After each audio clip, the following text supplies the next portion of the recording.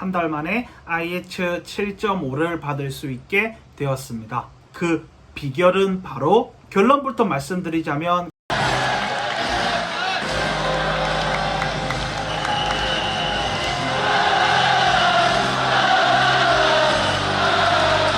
그러한 비결은 없습니다.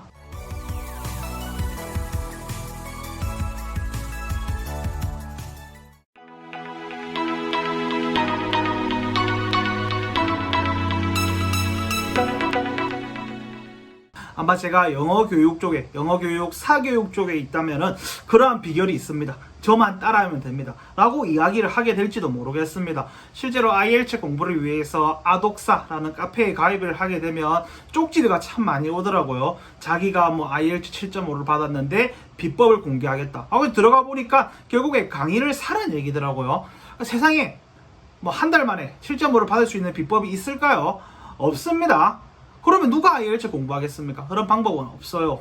저 같은 경우는 오랫동안 영어 공부를 해왔고 또 영어를 좋아해요. 그리고 오프라인에서는 한국어를 통해서 가르치지만 온라인을 통해서는 꾸준하게 영어로 한글을 가르쳐 왔습니다. 아니 그러면은 네 영어 지금 IELTS 잘 받은 거 자랑하려고 영상 찍은 거 아니냐? 라고 말하면 맞습니다.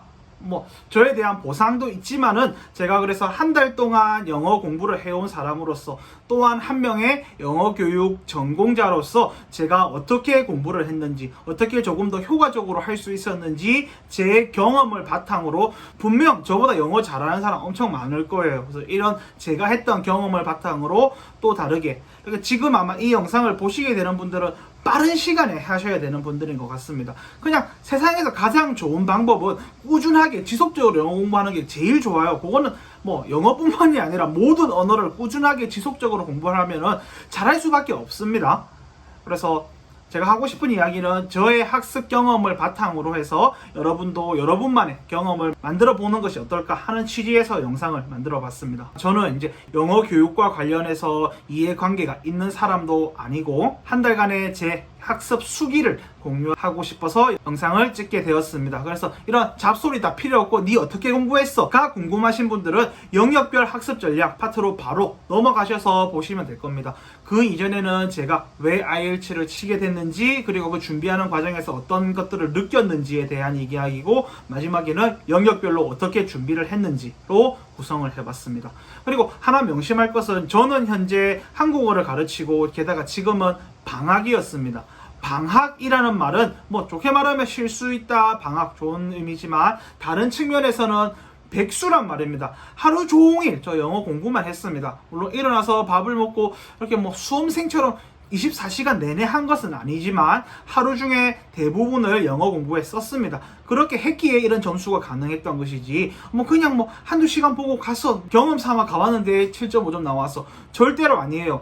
정말 열심히 했어요. 그래서 예를 들어 남자분들 군대 다녀오신 분들은 돌이켜보면은 참 군생활 재밌었다 라고 이야기를 하지만 다시 가라면 별로 안 가고 싶은 것처럼 지금에 와서야 이제 뭐 성적이 나왔으니까 이렇게 이야기를 하는 거지 절대로 쉽게 거저먹었다는 거 절대 아닙니다. 방학이기 때문에 하루 종일 영어 공부만 했습니다. 그리고 즐겨보는 미드도 영국 드라마로 바꿨어요. 이게 뭐 큰 효과가 있는지는 모르겠지만 듣기에 조금이나 도움이 되라고 영국 드라마를 최대한 많이 들으려고 했습니다. 그래서 여러분들도 저는 이제 한국어를 가르치니까 외국 학생들이 한국어 시험 중에 가장 공신력이 있는 시험을 토픽 시험이라고 합니다. 여러분들도 한번 기회가 되시면 토픽 시험을 봐보세요. 물론 시험을 치러 가라는 얘기가 아니고 온라인상의 문제가 공식적으로 제공되기 때문에 시험 문제를 보면은 몇몇 한국어 단어를 다 알고 있으면은 틀리고 싶어도 틀릴 수 없는 그런 문제들이 많아요. IELTS도 똑같습니다. 뭐 8등급, 9등급 같은 경우는 저도 안 받아봐서 모르겠어요. 하지만 제가 받은 7.5 적어도 7단계까지는 여러분들이 단어만 잘 알면은 틀리고 싶어도 틀릴 수 없는 그런 단어들이 있고 여러분들이 7점을 못 받았다면은 그것은 단어를 몰랐기 때문에 단어는 제 생각에는 총알이에요. 아무리 좋은 총이 있어도 총알이 없으면 의미가 없잖아요. 단어빨로 IELTS는 제 생각에는 6에서 6.5, 7까지는 단어빨입니다. 그런 것을 입증이 되는 게 여러분들이 한국어 능력 시험을 보게 되면 아 단어 다 알아. 그러면은 틀리고 싶어도 틀릴 수 없어요. 답이 이것밖에 안 돼. 그런 측면이기 때문에 단어가 중요하다라는 것을 하나 알고 들어갔으면 좋겠습니다. 그리고 IELTS 7 이상 같은 경우는 그것은 영어 혹은 언어의 문제가 아니라 인지 능력의 문제에 더욱 가까운 것 같습니다. 저의 현재 직업은 굳이 공인 영어 점수가 필요 없는 직업입니다. 게다가 저는 또 기본적인 영어는 제가 할 수 있다고 생각을 합니다.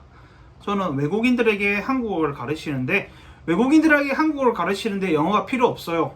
당연한 이야기인데 아마 이런 한국어 교원, 한국어 교육 쪽이 아니신 분들은 뭐라고? 외국인한테 한국어 가르치는데 영어를 안 가르쳐? 라고 생각하실 수 있는데 현실적으로는 가장 많은 외국인 학생들은 베트남, 중국, 혹은 그런 러시아, 그래서 베트남어, 중국어, 러시아어가 필요한 것이지 영어로 한국어를 배울 그런 수요는 많지는 않기 때문에 영어가 필수인 그런 직업은 아니라고 생각을 합니다. 그래서 한국어 교원으로서의 저의 일상은 저의 채널을 구독, 좋아요 하셔서 다른 영상들에 보시면 제가 어떻게 한국어 교원으로 살아가는지 보실 수 있을 것이고, 이 영상에서는 영어 학습에 초점만 두어서 한번 언급해 보도록 하겠습니다. 그래서 저는 이제 해외 파견을 갈 계획이었는데 이전까지 한국어 교원이 해외 파견을 간다. 그럼 영어 같은 경우는 가산점의 개념이지 필수의 개념은 아니었어요. 한국어 선생님이 뭐 영어를 꼭 해야 되냐 그렇게 생각하시는 분들도 있잖아요. 하지만 제가 또 하나 봤던 것은 미국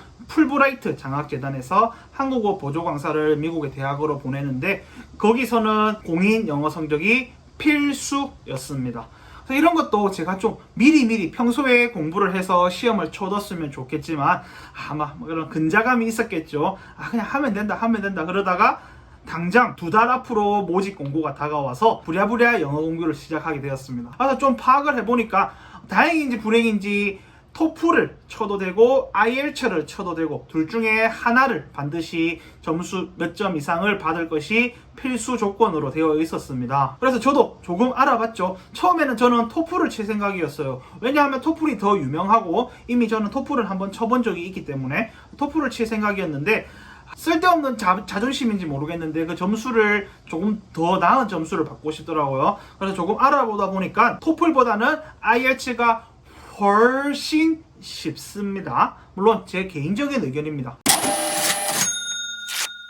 그래서 간단하게 토플과 IELTS의 차이점을 간략하게 비교해보고 넘어가도록 하겠습니다. 공인 영어 성적을 취득하려는 목적은 정말 다양할 것입니다. 뭐 대학원을 진학하시려는 분들, 이민을 가시려는 분들, 승진이 필요하신 분들, 혹은 다른 직업을 이직을 하실 분들, 정말 다양한데 하나 확실한 것은 IELTS와 토플 둘 다 인정을 하게 된다면 무조건 IELTS가 훨씬 쉬워요. 게다가 제가 여기 계속 이야기하다 까먹을까봐 그러는데 여러분들이 IELTS를 치기로 하셨다면은 IELTS 프로라는 사이트를 꼭 아셔야 됩니다.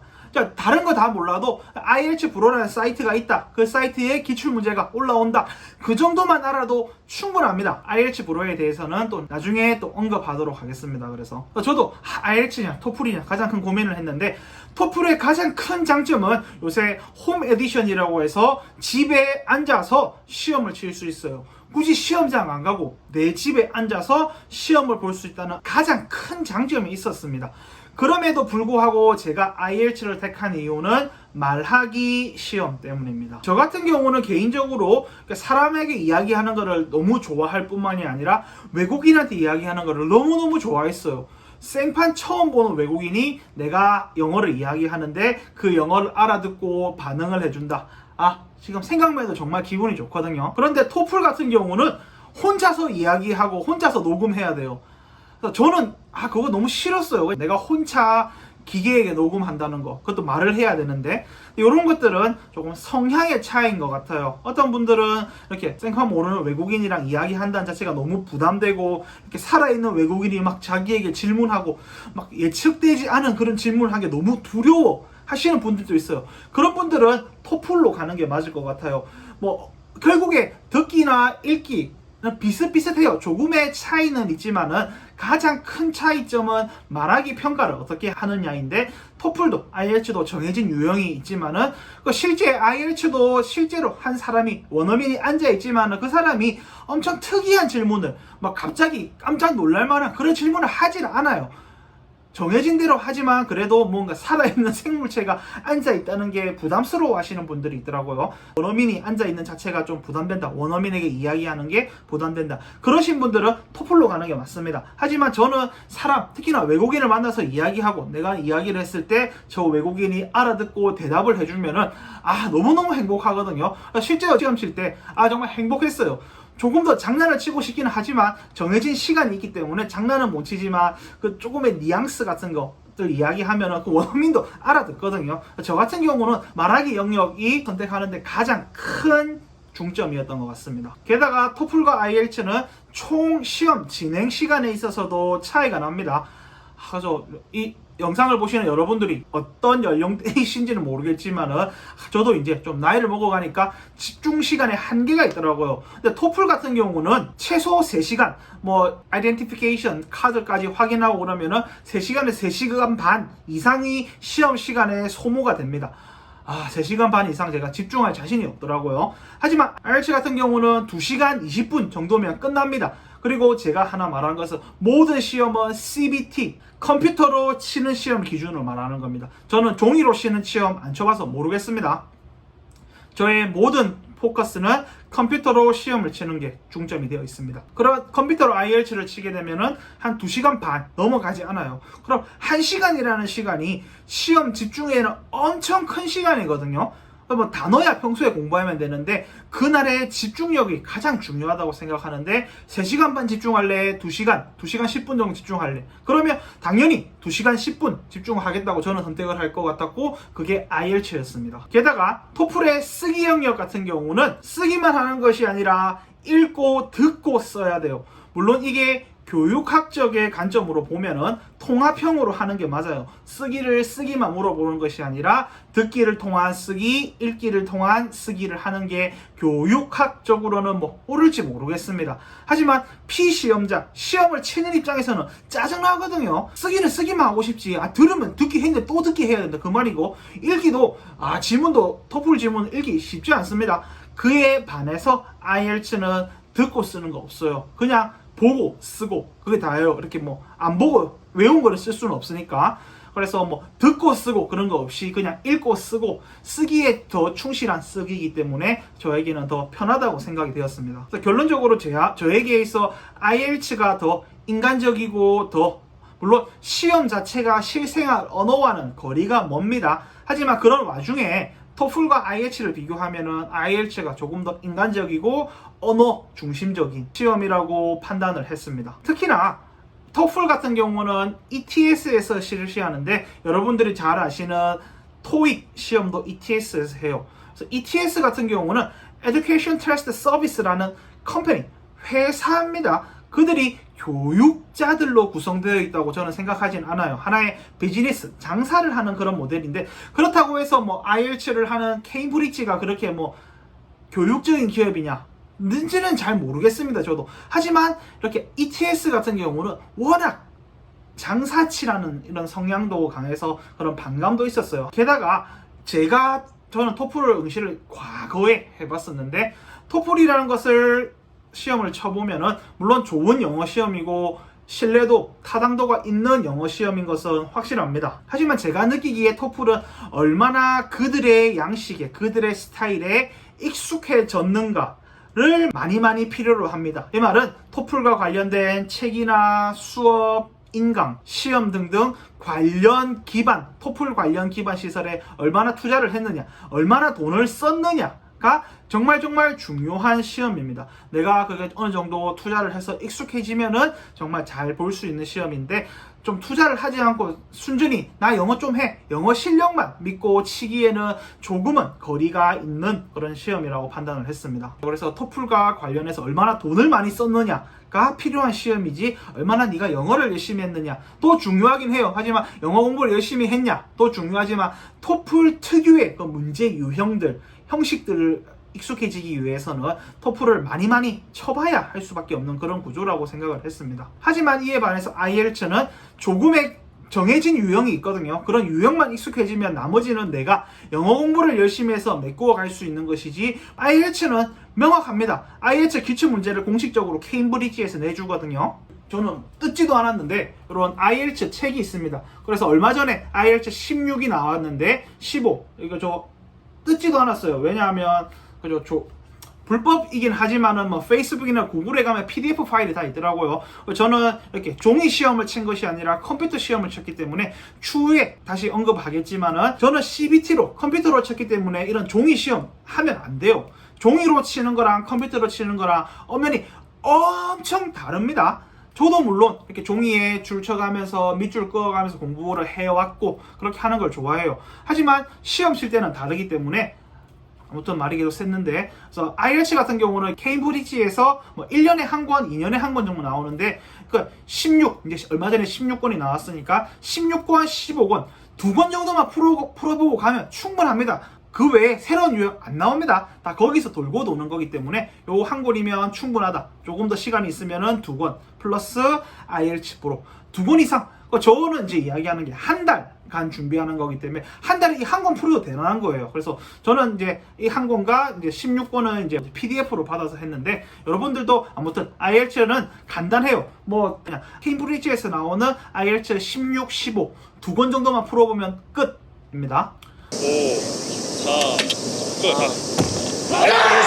그래서 제가 느끼기에 IELTS는 영어를 언어로 보는 반면에 토플 같은 경우는 언어라기보다는 이런 인지 능력으로 보는 영역이 더 강한 것 같았습니다. 그리고 저런 케임브리지 책은 뭐 페이스북이나 구글링에 PDF 치면 다 나오더라고요.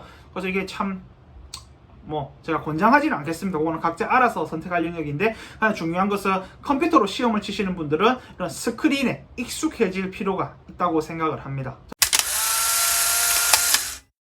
자, 우선 영상을 보시는 분들이 내가 과연 한 달 만에 7.5를 받을 수 있을까 없을까를 스스로 판단을 해야 됩니다. 스스로 판단을 해야 되는데 뭐 어떻게 할지 나 영어 좀 하는 것 같은데, 아마 그런 분들이 이런 제 영상을 보고 있을 것 같은데, 그거를 객관적으로 어떻게 알 수 있느냐 하면은, 저는 IELTS 강사들이 쓰는 학원 강사들이 쓰는 책을 말하진 않습니다. 저는 철저히 기출문제 기반으로 여러분들이 듣기 스크립트를 한번 보세요.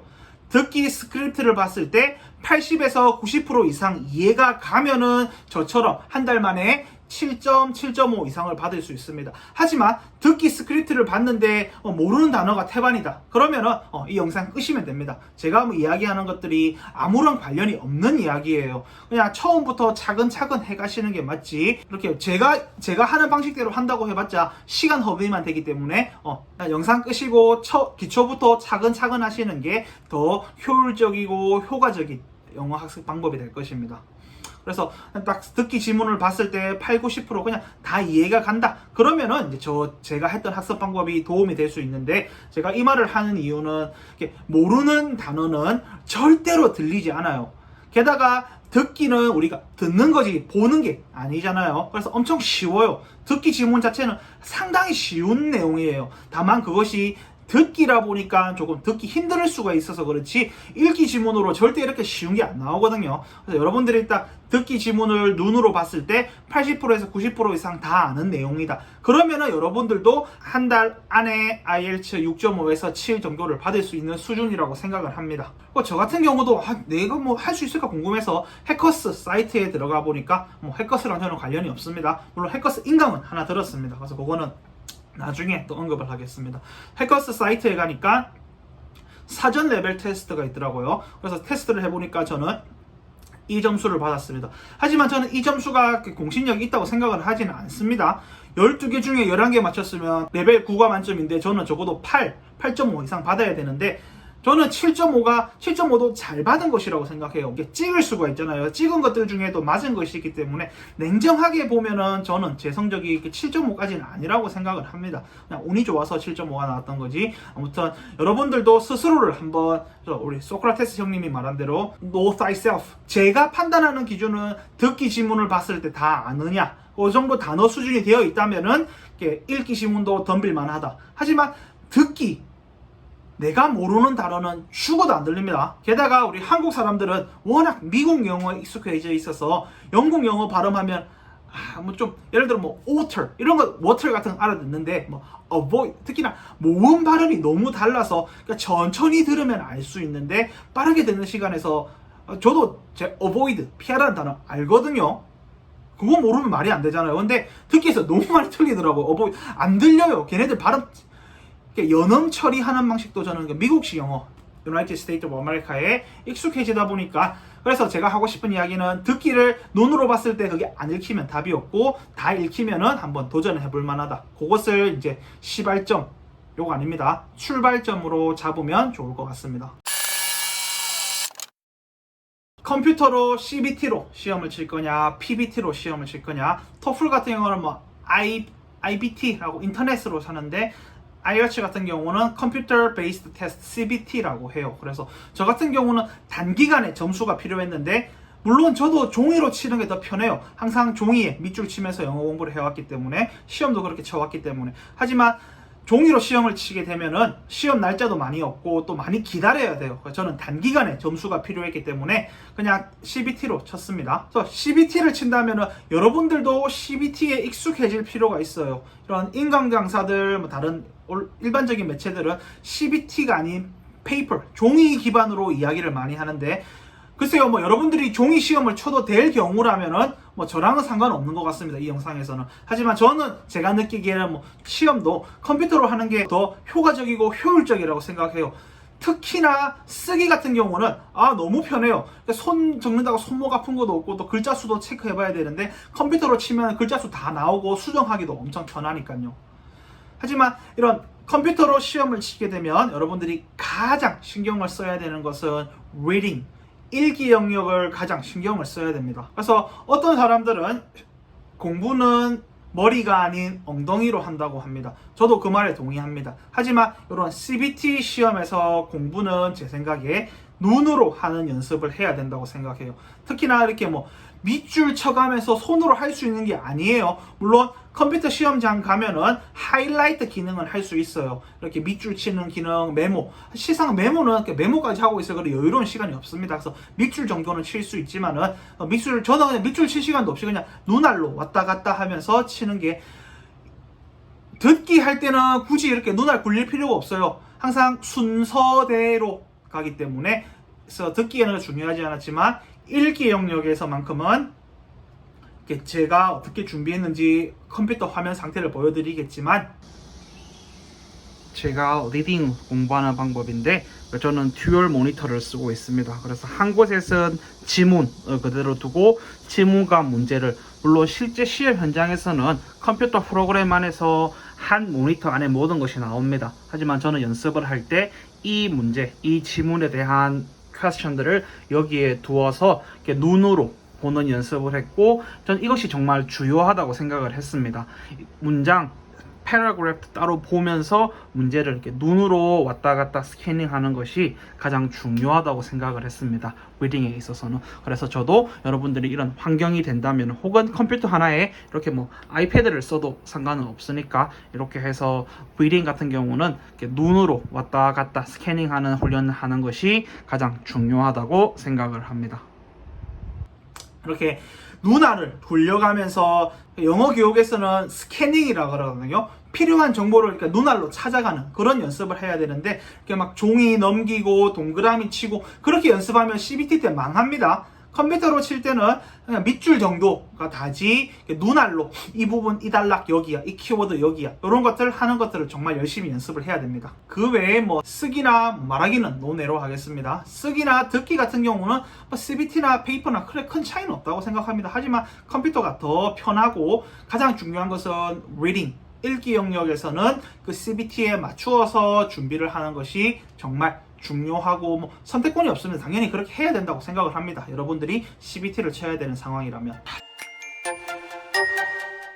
저 같은 경우는 IELTS를 한 번도 안 쳐본 상황에서 문제 유형 정도는 당연히 파악을 하고 가야 되는데, 인강 별로 제 자만심인지 모르겠지만 그런 인강 강사들 못지않게 저도 제가 영어 잘 가르치고 영어 잘한다고 생각을 했어요. 물론 아직도 그렇게 생각을 합니다. 다만 해커스에서 기출 문제를 들었는데, 뭐 해커스가 가장 좋아서라기보다는 가격이 어느 정도 합리적이더라고요. 아까 제가 말했던 이런 케임브리지에서 나온 IELTS 책 기출 문제만 보고 싶었지 강사들이 자기들 생각을 넣은 그런 문제 안 보고 싶었어요. 그건 네 생각이지 기출 문제가 아니잖아. 그런 생각이 강했습니다.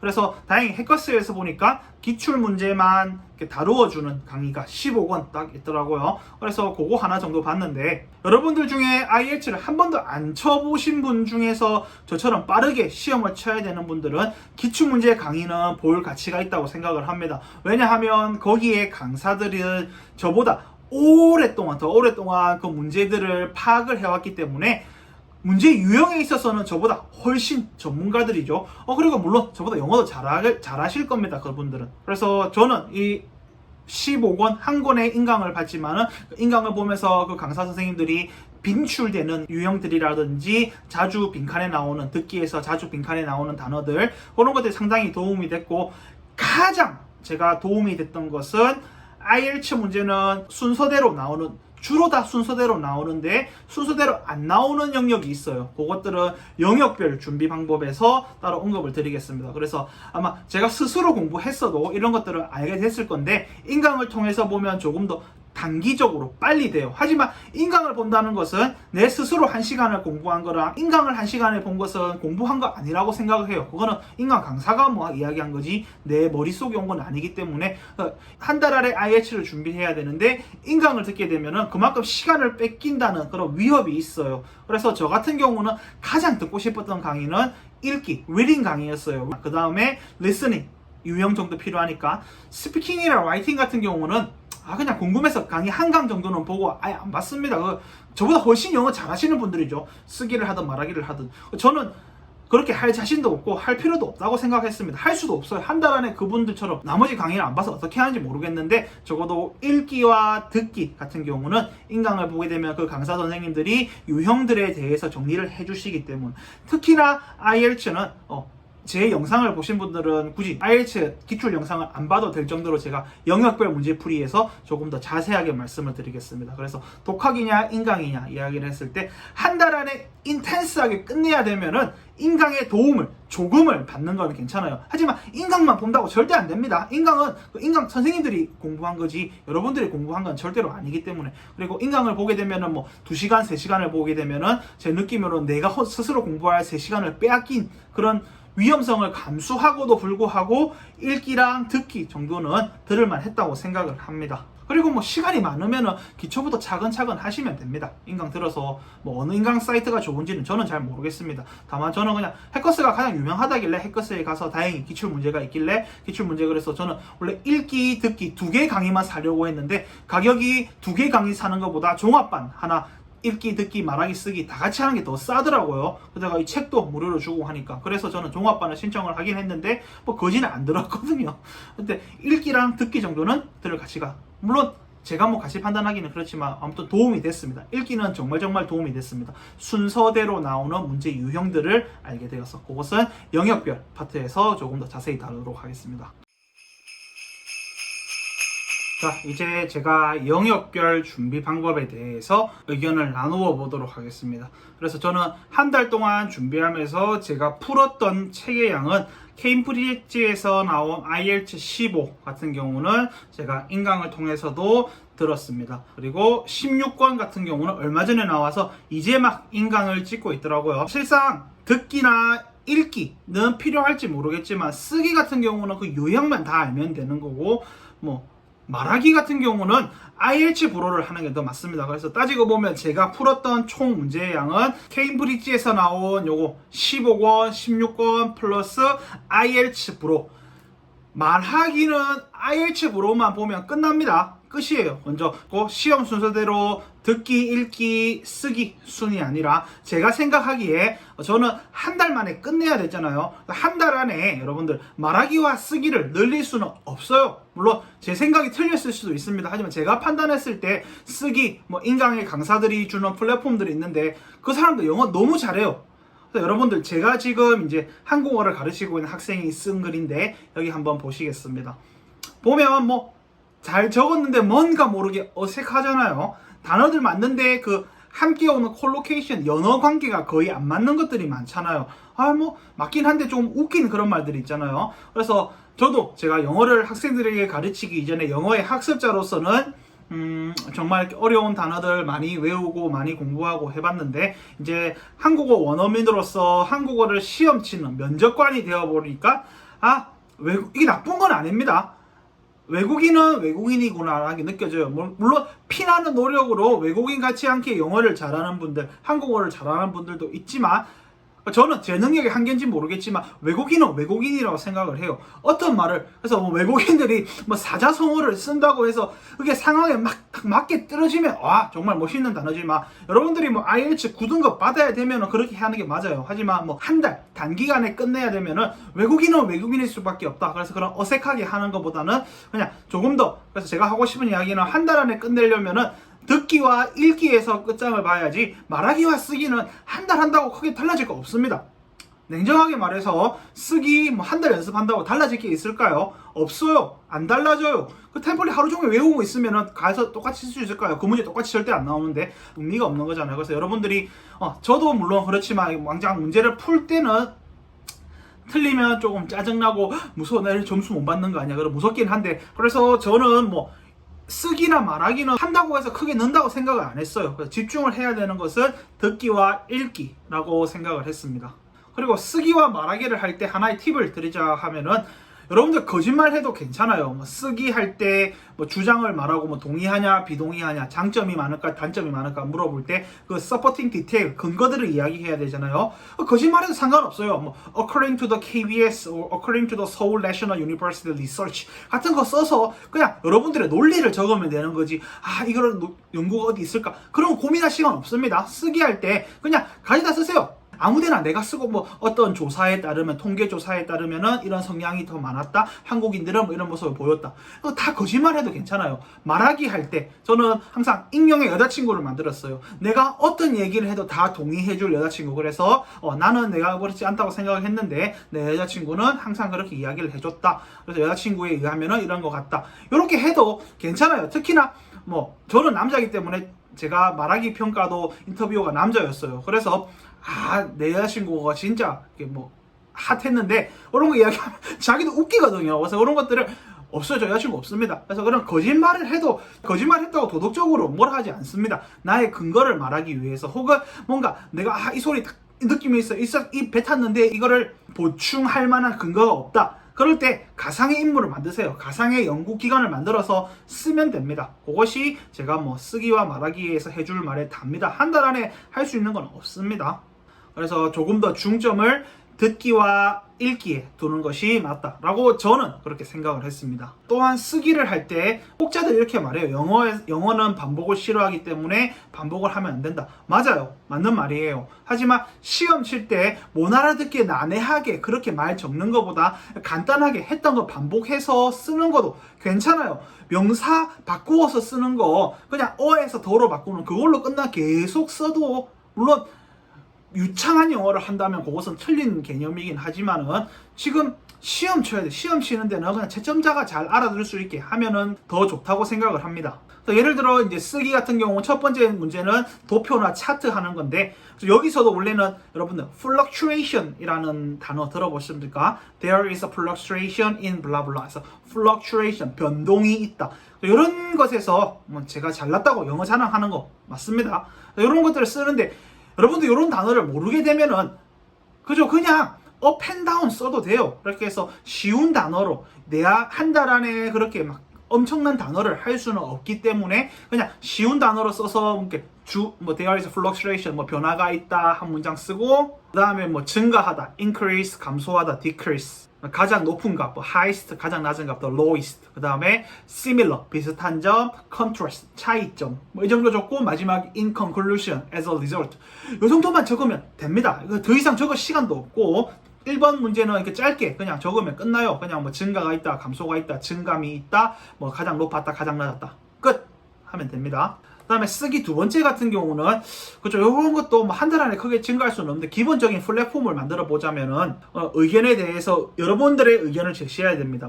동의하냐 안 동의하냐 이런 문제가 많거든요. 그래서 입장을 표명해야 됩니다. 동의하나 안 하냐, 그다음에 그 근거를 제시하고 그 근거에 대한 뭐 자료 조사 같은 것을 막 하고 마지막으로 결론 했던 말을 다시 한번 랩업 해주는 건데, 두 번째 쓰기 같은 경우는 글자 수가 많기 때문에 그 근거를 하나가 아니라 두 가지 정도를 쓰고 그 근거에 대한 예시도 하나 정도 적어줘야 글자 수를 채울 수 있습니다. 그래서 입장 포면 근거 1, 근거 2, 근거 1에 대한 예시, 근거 2에 대한 예시, 결론을 했던 말 다시 하는 요 정도 하고, 단어들 그냥 반복되는 거, 동사들 그냥 안전하게 쓰세요. 뭐 has나 비동사 같은 게 가장 무난하거든요. 같은 거 be likely to, be likely to. 물론 여러분들이 바꿀 수 있으면 바꾸면 좋아요. 근데 그 문장이 완벽하냐, 그 문장이 자연스럽냐, 그런 의문이 들 바에는 그냥 내가 확실하게 아는 문장을 계속 반복해서 쓰는 게 저는 낫다고 생각합니다. 시험 점수를 잘 받기 위해서. 같은 단어를 썼다고 감점을 시킬까요? 글쎄요, 저도 제가 쓸 때 그냥 같은 단어 계속 썼어요. 그래서 뭐 더 좋은 점수를 못 받았을지 모르겠지만 저는 8점 정도면 진짜 만족하거든요. 그래서 주어진 거 그대로 갖다 쓰자. 갖다 쓰는데 저는 조금의 변형은 뒀어요. 그럼 명사 같은 경우는 동사로 바꾸고, 동사 같은 경우는 명사로 바꾸고. 아무튼 제가 하고 싶은 이야기는 쓰기에서는 그냥 쉽게 쓰자. 알아들을 수 있게. 여러분들이 이렇게 막 유창한 영어 사전에서 와가지고 해봤자, 제가 아까 그 학생도 물론 한국어 잘합니다. 잘하는데 제가 하고 싶은 이야기는 외국인으로서의 한계는, 그것을 한 달 안에 극복하는 것은 불가능하다. 그냥 외국인은 외국인답게 쓰자. 그게 제가 하고 싶은 이야기입니다. 자, 말하기 같은 경우는 우리의 중국 IELTS 브로는 중국 사이트인데 그 문제 똑같이 나옵니다. 특히나 분기별로 문제가 업데이트 되는데 1월에서 4월용, 5월에서 8월, 그 다음에 9월에서 12월 나와요. 그래서 그러면은 4월, 8월, 12월 초에 시험 치는 게 가장 유리하겠죠. 제가 이런 거 되게 싫어해요. 아니, 그 영어 실력은 실력으로 하면 되지, 뭐 그걸 따질 필요가 있냐 라고 생각을 했는데, IELTS 브로는 약간 치트키 같은 거예요. 그래서 이런 기출문제 듣기에 4세트, 듣기 읽기 4세트 있거든요. 4세트는 한 2, 3주 하면 다 풀어버려요. 그럼 더 이상 할 게 없거든요. 그때는 IELTS 브로의 스피킹이 IELTS 브로에서 가장 장점이지만, 듣기도 뭐 중국어로 조금 되어 있긴 한데 하나하나 보면은 다 어차피 영어로, 중국어 적혀 있어도 영어로 적혀 있기 때문에 IELTS 브로에서를 통해서 스피킹은 영어로만 있어요. 그래서 스피킹 무조건 IELTS 브로로 그냥 주제에 대해서 익숙해지는 게 가장 중요합니다. 물론 그거에 대해서 답을 할 줄 모르면 아무 의미가 없는데, 한 달 안에 여러분들이 스피킹을 급진적으로 늘릴 수는 없습니다. 그냥 나의 한국어 언어 지식을 영어로 바꾸는 수준으로 하는 거지. 여러분들이 뭐 내가 내 생각을 영어로 바꿀 준비가 안 됐어, 그러면은 한 달 안에 7.5는 받을 수 없어요. 좀 더 냉정하게 볼 필요가 있을 것 같습니다. 아무튼 제가 하고 싶은 이야기는, 한 달 안에 빨리 끝내려면은 스피킹은 IELTS 브로를 반드시 봐라. 요거 저는 이제 아이패드를 쓰기 때문에 앱스토어에 IELTS 브로 앱이 있습니다. 그 앱을 쓰든지 홈페이지를 통해서 쓰든지 IELTS 브로는 반드시 하셔야 됩니다. 그죠? 인강 돈 주고 사는 것보다 IELTS 브로 하나가 훨씬 더 저는 효율적이고 효과적이라고 생각을 합니다. 특히나 말하기 같은 경우는 저도 이제 한국어 채점관이 돼서 외국인들이 쓰는 한국어를 들어보면은 이상한 말 쓰면 짜증납니다. 그냥 알아들을 수 있게 이렇게 later friendly라고 해주면 더 좋아요. 그래서 영어 시험 칠 때도 그냥 내가 하고 싶은 얘기 하지 말고 제가 알아들을 만한 그런 얘기 해주면 좋아합니다. 여러분들은 이렇게 막 어려운 단어, 나도 내가 스스로 자신이 없는 단어를 쓰게 되면 내가 주저주저 하게 되거든요. 그런 단어 하지 말고 그냥 제일 처음 지문은 쉬운 거 나올 거고, 두 번째, 세 번째가 조금 어려운 지문이 나오는데, 그런 것들 그냥 저 사람들이 알아들을 만한 걸를 말해주자, 그런 마인드로 해주는 거지, 나의 지식을 뽐낼 필요 없습니다. 아무리 뽐내봤자 외국인은 외국인이라는 한계는 저는 명확하다고 봅니다. 그래서 단순하게 반복해서 계속 쓰자, 그렇게 이야기를 하고 싶습니다. 자, 이제 결국 듣기와 읽기에서 승부를 봐야 되거든요. 듣기와 읽기를 준비할 때 저는 항상 이야기해요. 이 공신된 기출문제만 풀어보자. 기출문제에서 단어가 가장 중요한데, 단어 공부할 때 처음에 모르는 단어, 처음에 저는 내가 모르는 단어면은 남들 다 몰라, 이거 안 중요한 단어다 라고 생각하고, 하지만 표시는 해둬요. 그래서 만약에 그런데 그 단어가 반복이 되었다, 제가 저거 케임브리지 15, 16권을 풀면서 3번 이상 반복된 단어는 없었어요. 제가 모르는 단어 중에 3번 이상 반복된 단어는 없었는데, 만약에 여러분들이 모르는 단어가 2번 이상 지문에 나왔다, 그럼 그거 무조건 외워야 되는 거예요. 그건 엄청나게 중요한 겁니다. 그러니까 그런 단어들만 없어도 기본적인 단어는 돼가는 거예요. 그래서 반복돼서 나오는 단어는 무조건 외워야 된다. 그거는 답이 없습니다. 무조건 외워야만 하는 겁니다. 자, 그리고 듣기 같은 경우는 듣기는 순서대로 나옵니다. 아, 이거 너무 좋아요. 막 토플 할 때는 여기 갔다 저기 갔다 여기 갔다 저기 갔다 해서 막 혼란스러운데 IELTS 듣기는 정말 편합니다. 순서대로. 특히나 고유명사 같은 경우는 말을 안 할 수가 없어요. 거기서 무조건 말을 해야 되기 때문에 여기서 중요한 것은 내가 그 전에 단어를 못 들었는데 그 다음 문제에 고유명사가 나왔다. 넘어가야 돼요. 연습할 때 넘어가세요. 나중에 스스로 공부할 때 하면 되니까. 시험 칠 때 그거 하나 꽂혀가지고 다른 문제 다 놓치는 것보다 그냥 한 문제 틀려도 충분. 여러분들 10문제까지 11문제 12문제까지 틀려도 8점 7점 나와요. 찍은 거 중에도 몇 개 맞을 거니까. 그래서 그 하나 틀려도 너무 개의치 말고 넘어가야 됩니다. 핵심 그 포인트는 물론 여러분들이 듣기 하기 전에 조금의 시간이 주어지기 때문에 가장 좋은 것은 그 문제를 딱 보면은 아, 이 문제의 듣기는 어떤 식으로 흘러가겠다라는 것이 보이는 것들이 있어요. 보이면은 가장 좋은데 시간에 쫓겨서 안 보일 때가 있거든요. 그럴 때는 고유명사들, 어디 지역명들 그런 거 나오는 것들 걔들 기준점으로 잡아서 만약에 내가 앞에 다 못 들었는데 뒤에 게 그래서 그 빈칸 전후로 고유명사들은 체크를 해둬야 됩니다. 다 읽으면 좋아요. 하지만 저도 이제 해커스 인강을 듣다 보니까 다 읽으면 오히려 더 헷갈린다는 그런 말도 그 강사 선생님 말도 맞는 것 같아요. 괜히 다 읽었다가 4개 중에서 3개가 틀린 거고 하나가 맞으면 더 헷갈리거든요. 그래서 그냥 문제 정도만 보고 지문은 디스트랙션은 다 안 읽더라도 문제 정도만 읽고 넘어가고 이게 빈칸 채우기 문제 같은 경우는 고유명사 기준으로 나누는 것이 좋습니다. 그리고 가장 중요한 것은 빈칸 채우기 할 때 여러분들 단수, 복수 이거 틀리면은 뭐 답이 없습니다. 절대로 맞다 안 해줘요. 뭐 단복수가 이제 뭐 불가산 같은 경우는 뭐 단복수 맞다 해주겠지만은 여러분들이 준비할 때는 왜냐면 제가 이거 엄청 많이 틀렸거든요. 그냥 듣기에 급급해서 다행히 듣기는 99.9% 명사만 나옵니다. 그 명사의 변형은 단수냐 복수냐 그 차이잖아요. 단수냐 복수냐. 그래서 앞에 on 주면 정말 땡큐인데 잘 안 줘요. 안 주면은 자 요건 제 감이긴 한데 단순지 복수 다 잘 모르겠다.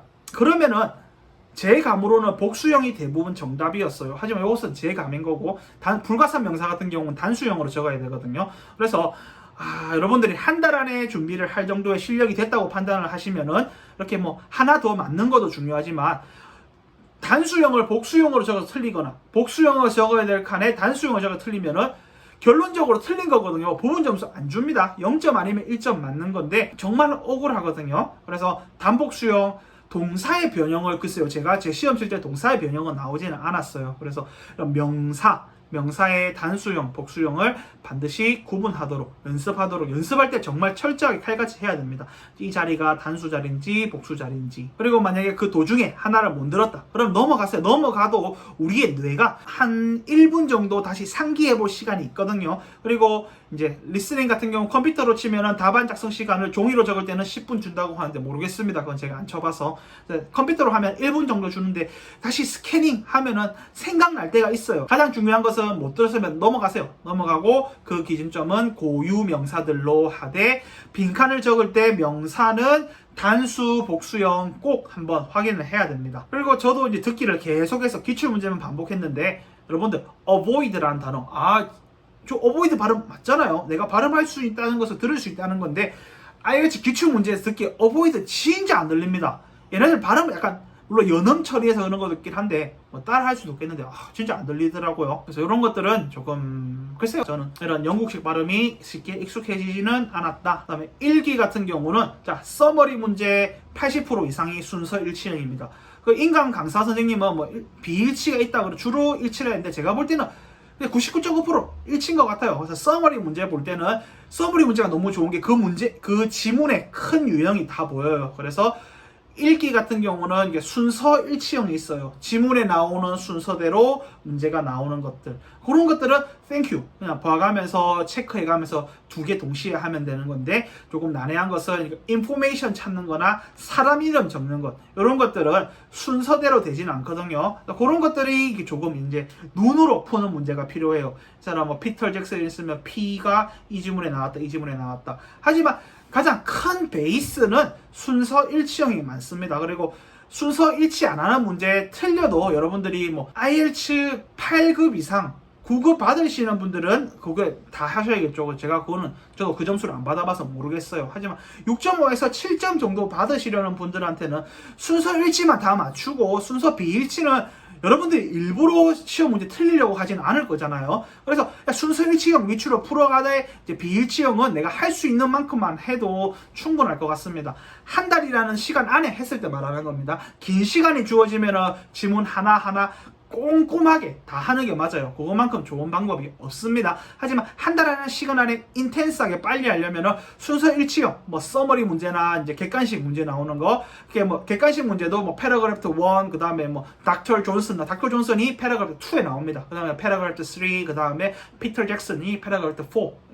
대놓고 패러그래프 4라고 말하진 않지만 그 사람 이름이 패러그래프 4에 나오거든요. 아니면 어디 뭐 어느 대학에서 조사를 했다. 그 순서 일치형 위주로 그것만 맞춰도 충분하면 제 생각에 순서 일치형만 맞춰도 6등급까지는 맞을 수 있을 것 같아요. 물론 찍어서 몇 개 맞았다는 가정 아래서. 그래서 제가 하고 싶은 이야기는 순서 일치형 같은 경우는 무조건 맞춰야 됩니다. 그런 것들을 이제 문제에서 이 지문에서 어떤 것을 알아야 된다. 그런 순서 일치형을 반드시 체크하고 가야 됩니다. 순서 일치형 틀리면 안 됩니다. 그리고 이제 뭐 이런 지문들 중에서 한국어도 제가 말했죠. 수능의 비문학 지문. 한국인이 한국어로 봐도 이해가 안 가는 그런 지문들이 나올 때가 있어요. 토플이 정말 심해요. 뭐 티라노 공룡의 네 번째 발톱 이런 단어도 우리가 어떻게 합니까?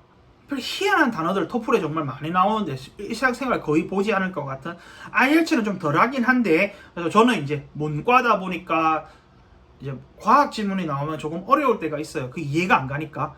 근데 오히려 더 좋아요. 과학 지문 나오면은 그런 사실에 기반을 한 이런 뭐 철학이나 사회학 나오면은 사람의 유추를 필요로 하는데 과학 지문은 말 그대로 그냥 있는 factual information을 하기 때문에 가장 쉽거든요. 그래서 지문 내용이 어렵다 그러면은 짜증난다. 저도 속마음 이건 모르는데 그런 생각이 들긴 하지만 문제는 더 쉽게 나와요. 차라리 지문이 쉽게 이해되면 문제를 이상하게 꼬웁니다. 아리까리하게 헷갈리는 것보다 차라리 지문이 어렵다. 과학 지문이 나온다. 경제 그런 나온다.